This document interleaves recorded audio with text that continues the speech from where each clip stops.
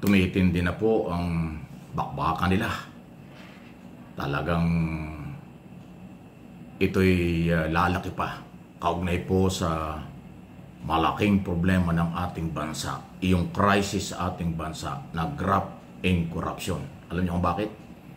Magdidimandahan na po itong si Senator Jinggoy Estrada at si Congressman Terry Redon, yung chairman ng Committee on Public Account na nag-iimbestiga dyan sa flood control scam.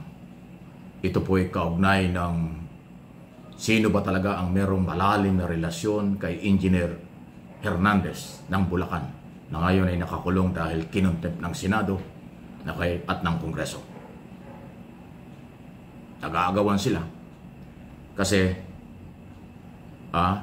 sinasabi po ni Jinggoy Estrada, classmate, schoolmate, nung high school pa daw ni Congressman Redon, etong si Hernandez. Wow!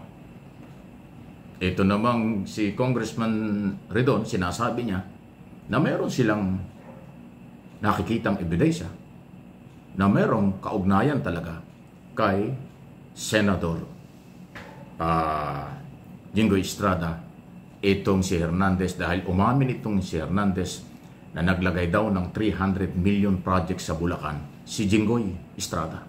So yan ho yung dahilan kung bakit magdidimandahan at umiinit na ang kanilang palitan ng akusasyon dito ho sa ongoing crisis sa ating bansa.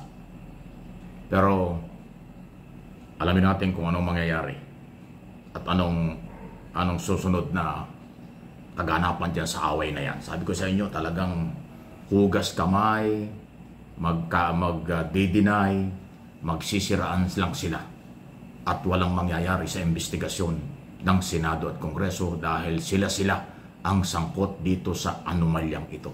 Sa totoo lang po. At dahil dyan, ito meron ng development sa Malacanang.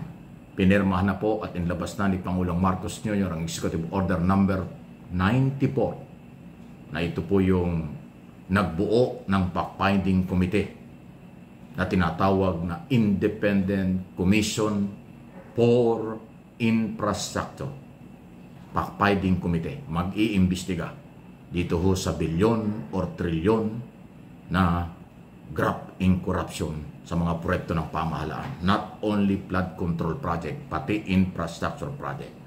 Nabubuin daw ito ng chairman at dalawang commission, dalawang member. Ubangan natin kung sino ang itatalaga dyan. At least kahit mabagal ang galaw, ay gumagalaw-galaw naman ang Office of the President sa napaka-controversial na isyong ito. Sabi ko nga at aking paninindigan sa aking opinion, under crisis na tayo. Nasa ilalim na po ang ating bansa ng crisis dahil sa anomalya. Galit na ang tao, nagpipigil lang dahil sangkot ang mga taga-gobyerno sa Executive Department, dahil ang Department of Public Works and Highway, District Engineer at mga korap dyan sa DPWH, yan po ay Executive Department, Office of the President. Under yan ang Office of the President, Kongreso, Senado, at mga kontraktor. Kaya dahil pera ng bayan, kaya ho pinaninindigan ko, meron ng crisis na nangyayari sa ating bansa. Huwag namang mangyari ang katulad na nangyayari dyan sa Indonesia at Malaysia. Indonesia at Nepal. Sorry, hindi Malaysia. Indonesia at Nepal. Sa Nepal, matindi po ang rayo. Sinusunog talaga yung mga building. Namatay na yung asawa ng dating Prime Minister dahil sinunog yung bahay. Gano'n na pong kagalit ang mga tao doon sa Nepal. Napilitang mag-resign yung kailang Prime Minister dahil sa kaguluhan, dahil sa korupsyon. Nagwala na ang taong bayan. Sa Indonesia, ang naunang nagkagulo dahil nga ho sa korupsyon. Dito sa atin, wala pang gumagawa ng ganyan. Pero, hindi natin makukontrol yan. Ang galit ng taong bayan sumasagad na. Crisis na ho tayo. Ayaw lang aminin ng gobyerno dahil guilty siguro sila. Lalo na po yung mga involved dito sa korupsyon ito. Okay? Nagpipersonala na ang mga mambabatas. Sabi ng kontraktor, ang Kongreso, mga congressman involved sa korupsyon. Sa pangunguhan ng komisyon sa mga project. Sabi ng district engineer, may senador na involved dito ho sa korupsyon. Dalawang senador ang nababanggit, Villanueva at saka po Estrada, na ngayon ay parehong nasa oposisyon, dating nasa administration, at hindi nila maitatago. Lumabas na ang mga video, lumabas ang mga picture na hindi totoo na sila hindi magkakakilala. Magkakakilala sila at magkakaibigan. Magkakasama sa maraming okasyon, pati sa birthday party. Paano mo sasabihin hindi mo kilala?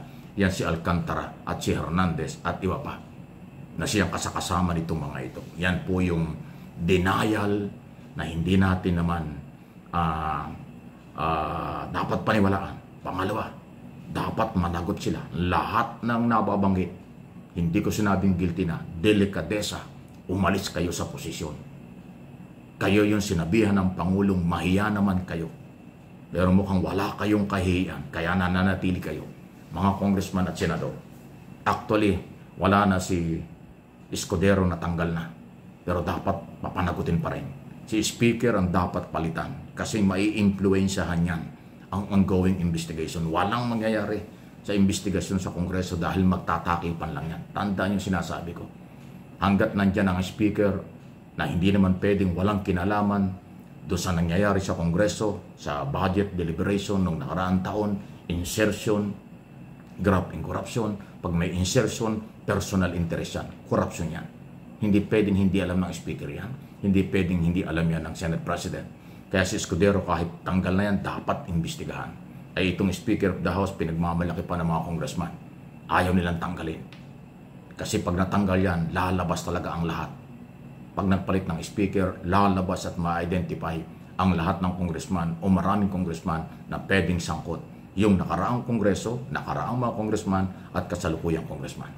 Huwag niyong pagtakpan ang katotohanan dahil pera ito ng mamamayang Pilipino. Maniwala po kayo.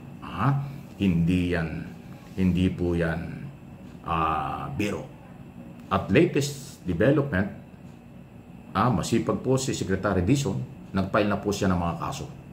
Plunder, anti-graft.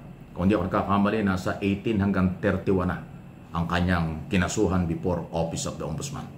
Ayan po ang gandang development. Ang nakikita at basihan itong si Secretary Dizon ay yung mga pagkakamali at ebidensya ng kanyang mga kasamahan or yung mga taga dyan sa DPWS. So, contractor at mga district engineer, mga opisyalis ng DPWS ang kinasuhan po ni Secretary Dizon dahil yan siya ngayon na may hawak dyan. Yung mga politiko at iba pa, hindi.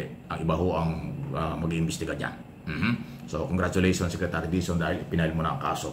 Plunder, anti-graft, laban sa 18 hanggang 31 na mga opisyalis ng Department of Public Works and Highway. So, yan ang magandang development sa mga nangyayaring ito. Abangan ninyo, marami po. Maraming mangyayari. At ang importante rito yung mga ibabaw ang katotohanan kahit pa sino ang sagasaan at masagasaan. Dapat sagasaan ng matinong gobyerno. Kung matino sila, pangalanan, kasuhan, ipakulong. Pag hindi nangyari yan, kalokohan yung ginagawa ninyo.